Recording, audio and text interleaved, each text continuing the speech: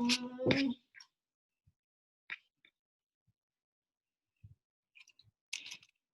guys.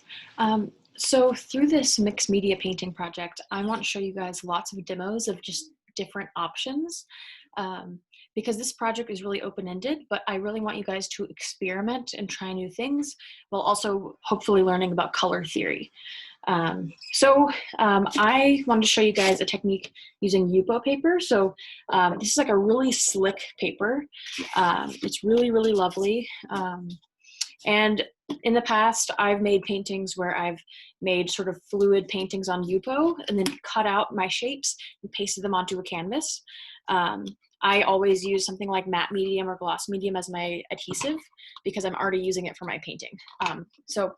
What I really love about this paper is you can really get some really fantastic textures. So this paper was primarily made for watercolor. So we're going to be using acrylic through this project. And if you have watercolor, you're welcome to use that as well. But the main difference between watercolor paint and acrylic paint is that the binder is different. So the binder is the thing in the paint that helps it attach to your surface. And with watercolor, the binder is actually this reaction that happens with the gum arabic and the paper itself. So watercolor will really only dry when it's on something like paper. Same thing with traditional gouache. Acrylic gouache is pretty different though. So acrylic gouache and acrylic paint have a binder that's actually just plastic, which is why you can pretty much paint on any surface at all. So because of that, if I'm going to use my acrylic paint and water it down, it'll actually break up the binder quite a bit, which will make it so that some of your pigment will start to pick off the page and it won't be nearly as saturated, lovely color as you want. So I'm going to show you guys ways of working fluidly with, areas of more watercolor techniques, but also using a medium that's going to help that paint adhere to the surface. So zoom in so you can see what I've got going on. So one of my favorite things about this Yupo paper is sort of just the possibility for experimentation. So here I have some color or some water. I was making a yellow painting before this, so there's a little bit of that in there, but it's not a big deal. So I can really just sort of put some paint or some water down there really, really loosely. And then next thing I can do is I can use fluid acrylics, and I can just drop them directly into the water. So whenever you're going to use acrylic paint in this way, where you're trying to make it work like watercolor, you're going to need to keep in mind that adding medium to your water is going to go a long way.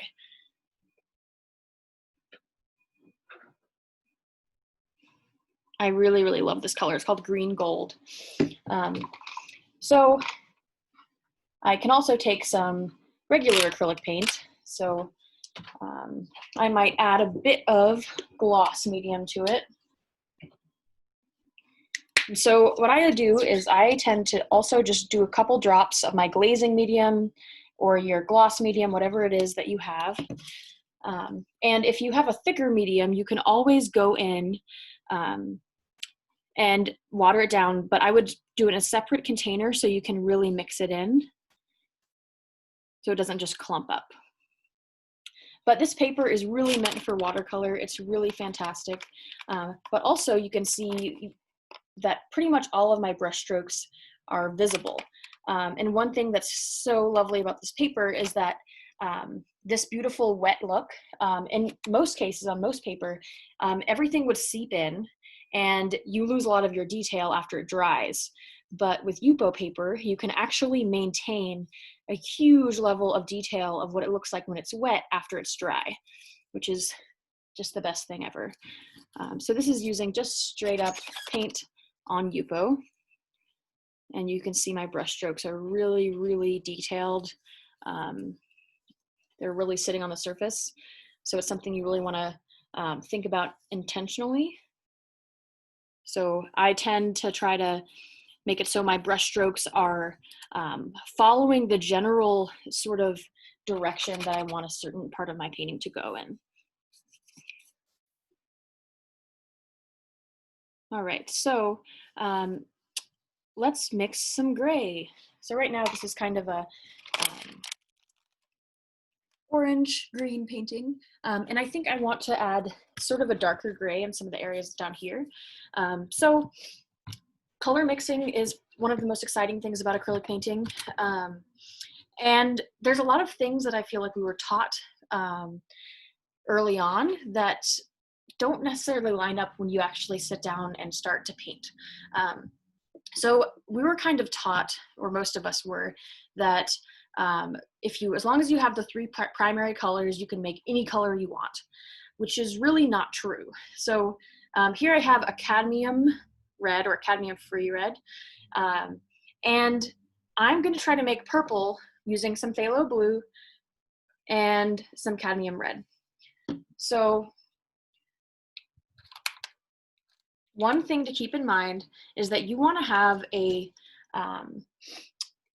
warm and cool version of each primary color, or a yellow, so like a yellow leaning red, and a more blue leaning red. So if your red looks a little bit more like orange, that means it's leaning towards yellow, and that's the case with cadmium red.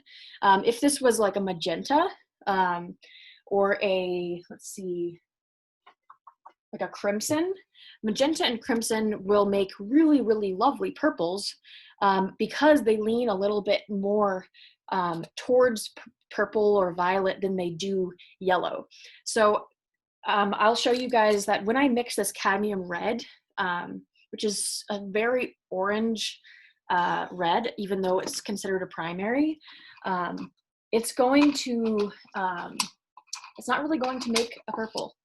And right now I'm doing this to show you that you can't make a purple if you don't have the right tones of your primaries, but also to show you that you can make a really interesting gray this way. So you can see them next to each other. They look so complementary. So when I mix this, it looks like I might have a bit more blue than I do red, but it is not at all creating a purple. It's creating more of like a green brown. And one thing you can do to really sort of tell what a color is going to turn out like is just sort of swipe it onto a white surface, and you can really start to tell what that color is doing. So I might add a bit more of that so it becomes even more neutral. But one really exciting thing about having multiple kinds of primaries, so two different kinds of reds, two different kinds of blues, and two different kinds of yellows, is that you can make so many beautiful neutral tones or variations on a tone that you might not have thought of otherwise. So I think I'm going to use this color for some areas on my painting. And because I was using a lot of sort of like this really yellow green, this green gold, and this really, really bright reddish orange, I think my blue would be a little bit too much. So I think adding a good bit of that red is really helpful. So now it's like a kind of a lovely neutral green.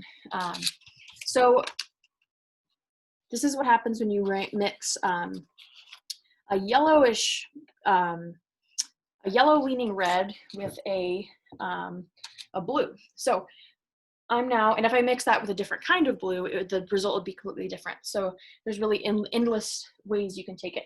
So I can also add a little bit of white to a section of it just to see what kind of gray that it'll make. So one thing that's really, really helpful when you're painting is practicing making different kinds of grays, because the neutral tones in your painting are what's going to make the vibrant colors feel vibrant. If you don't have any neutrals, your vibrance, like the vibrance overall is going to be relatively low, just because those relationships won't be there. So it's kind of turning this really lovely sort of teal color. I think I might add a little bit more of that red, but you can always tweak this however you want. So if I wanted to make like a like lavender, I would basically make a pink first. So I would basically make mix white with a red that's a little bit more magenta than cadmium, because if I mix white with cadmium, it'll turn more like a peach because it has a lot of orange in it. So, ooh, that's a nice color.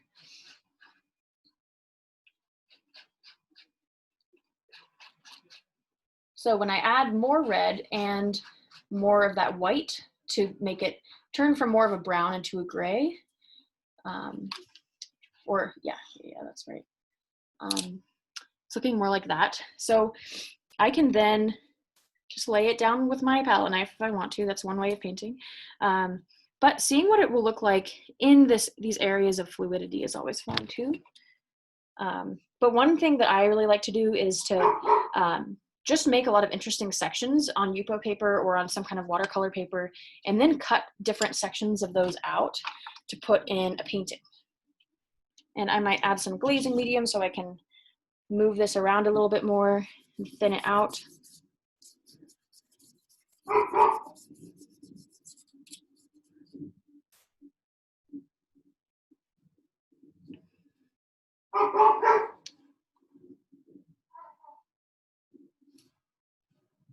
But I just love how just like tapping a section of it, the colors will all bleed together in this really, really organic way.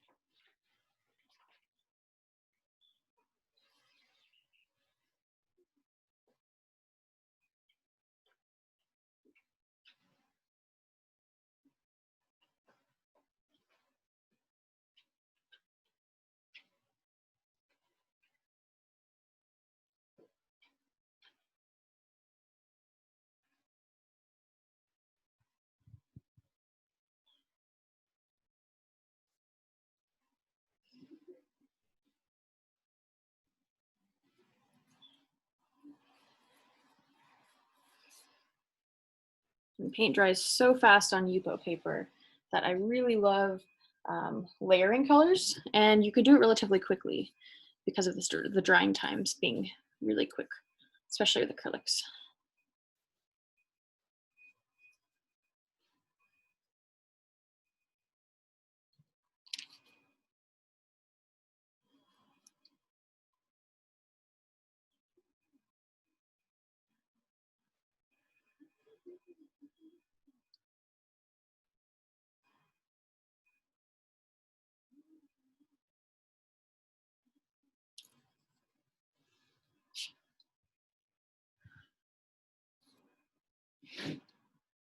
All right, so here's my painting so far. I'll try to share with you guys an example of what this looks like after it's dry, because it does change quite a lot. But then the next thing I would do is I would cut out some pieces from this and I would paste them directly onto this. So one thing that I really love doing is matching colors from collage pieces and sort of integrating them into a more cohesive environment with acrylics. So one thing I might do next is I'll mix up some of those blues and reds, which are already in a lot of this painting, and I'll sort of make it look like this photograph is like embedded in the space there. So that's something that I'll talk to you guys about next time. But thanks, have a good one.